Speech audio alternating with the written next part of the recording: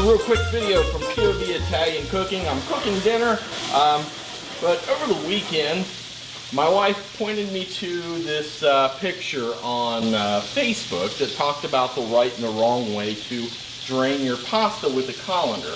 One of them said, it talked about how you can set your colander in the sink and then you pour your pasta through the colander. Another way showed, oh no, that's not the way you do it. You set your colander over your pot and then you pour that into your sink, and then that way your pasta is already waiting for you in the pot to pour your sauce over.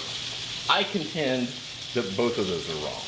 The reason being is pasta water is really a magic liquid. If I do that, either way, I'm pouring that water down the sink, it's gone and I can't use it. I like to finish my pasta in my sauce, but you take your pasta and you finish it over in your sauce. That reserves this pasta water. The magic of the pasta water is if you have a sauce that is, say you're making a white sauce and you want it to be thick, but it just didn't thicken up. Take some of your pasta water, put it in that sauce, and it will thicken. The starch in this water that's released from the pasta will thicken up your sauces.